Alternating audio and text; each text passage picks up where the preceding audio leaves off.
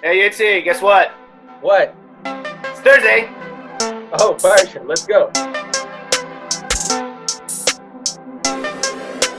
This week, Parshat is full of different topics. The first part of the Parsha is telling about a special event that's going to happen on Mount Gerizim and Mount Eval later on. And through the mitzvah of building the Mikdash in a designated place, at the end of the Parsha, we even find the holidays. Just before those holidays, though, there's a few Parshiot that discuss the social layer of the economy in the Torah with Shemitah. And within Shemitah, there's the special mitzvah of Tzedakah. Interestingly enough, when you look at the Psukim, the Torah doesn't discuss somebody who donates money and gives away money to poor people. It actually talks about somebody who gives out a loan, who gives a halva, and in return takes a deposit from that poor person or from that person in need who needed that loan. And even though Chazal learned the mitzvah of tzedakah from these psukim, the classic example in the Torah is not giving away money. It's a loan. Why is that? We know that when we talk about tzedakah, we're talking about a situation where somebody gives over money and gives it away. It's a donation. He doesn't expect to get it back. You actually would have thought that giving out money as a donation without any expectation of receiving anything back would be a higher level of tzedakah, would be even a better tzedakah than giving out a loan. But again, when you look at the psukim, we find a person who has giving a loan to someone in need, and that is the example of tzedakah we find in the psukim. Yeah, that's very interesting. It seems that the Torah is teaching us somewhat a different focus. Sometimes we look at tzedakah as there's someone poor, I have money. The purpose of tzedakah is ensuring that the poor person will get my money. But if you think of it from a godly perspective, Kadosh Baruch Hu doesn't need us for that. If he wanted just to ensure that that poor person would get the money, he has many other ways of ensuring that would happen. It seems that tzedakah is not about just the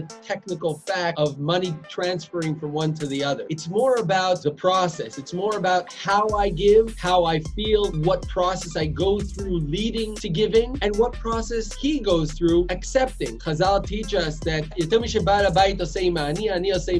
meaning the giver is gaining more from the tzedakah process than the one receiving it. Sometimes, especially when we have parshiyot like this, talking about the social side of how the Torah wants us to live our life, often people get into the discussion, is Torah socialist? Is it capitalist? What's the Torah approach? And often because we see Torah caring for the weak, people associate it automatically with the socialist approach. But we also see things like where the Torah says that if I lent money to a poor person and I got his pajamas, his only clothing he has to wear at night, and as a collateral, the Torah says, make sure to give him back his clothing every night so he could wear. Now, looking at this from a socialist approach, you would say, what are you doing? All this man has is his pajamas and you're taking that as a collateral? Just leave him his pajamas. But the Torah doesn't do that. It says, it's your right, it's your money, you're lending it to him, you have the right to take that collateral, but care. Be compassionate. This is what he has. Make sure he's not suffering. And it seems that the Torah is building something much more complex. If you own what you own, only then can you actually give tzedakah. If your property, you feel it's yours, then you can feel that feeling of I'm giving something that should belong to me, that would belong to me, and giving it to someone else because I care, because I have compassion, because I see someone else's pain. The Torah says, Lo yichda levyon mikerev haaretz. There's always going to be someone in need, because the Torah wants me to see that need and do something for it. And this is also, I think, why we have the other side of the loan. You know, it's better to give and not expect anything in return. But in reality, if you think of what the person feels doing that, right? When I give someone and don't return, I feel like I'm strong, I'm powerful, I'm merciful, I look down at him, I care for him. You think you're not getting anything in return, you're getting a lot in return. But when you give a loan, you're basically saying, you know what, you're in need, I'm giving you the money, maybe later I'm going to need this money, you'll give it back to me. The feeling that both I go through and that you go through receiving that money is much more dignified. Giving a loan is the greatest tzedakah, teaches us Sefer Achinu, because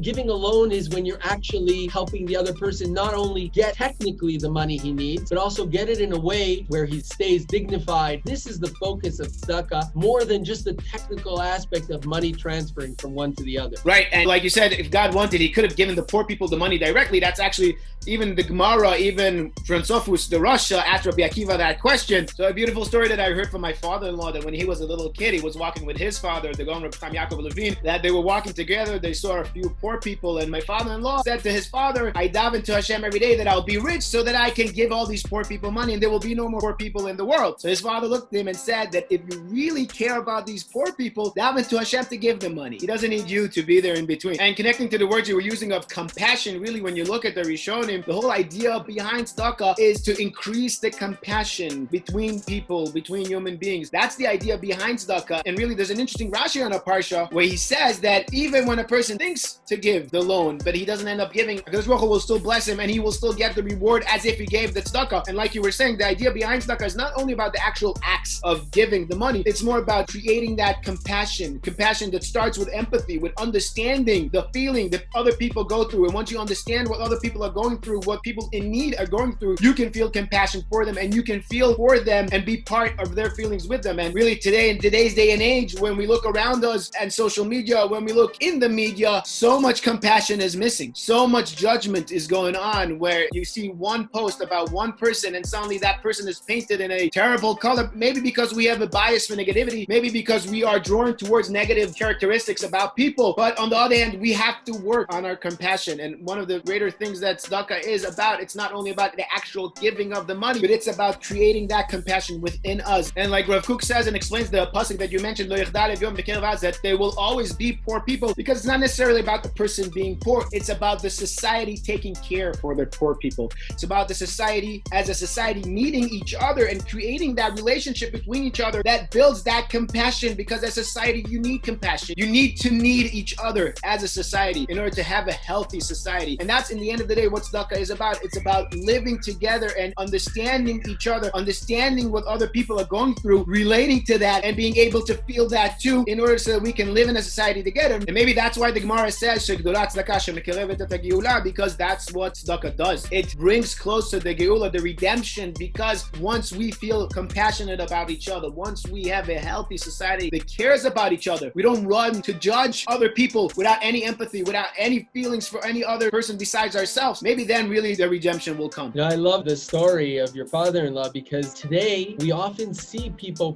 think they are very compassionate. They're caring for the weak, they're caring for this society and that society. But if we look deeper, often it's a very shallow level, because you'll see that they'll care for one group and not care for the other group, right? Often we see, oh, I care for someone because I like feeling strong and having the weak person I can care for. Like your father-in-law says, I'll pray so I'm rich and I can help him. But real compassion is thinking not what's best for me and me being able to give to him, but thinking truly, what does he really need? Does he want a rich guy giving him money, or does he want to become rich himself? And when you're thinking that way and that's your approach and that's what you're davening for, that's what you're looking for, then you achieve real tzedakah. People today are very into bragging about how they're helping others, how they're supporting others. They humbly brag, right? They do it in a way where nobody notices, or everybody notices. It's all about the poster. It's all about everybody knowing the status of bragging. It's all about me. Tzedakah, it's all about the other. It's all about thinking about what he needs and about building up those feelings towards the other, which will create a healthy society where people need each other, care for each other, and build a society of ahavat chinam, which can bring the geula. Amen. Beautiful, Yitzi. Thank you, Tuvia. Shkoyach. Shkoyach. We'll talk next week again. For more Talking Torah videos on different topics, check out our YouTube channel.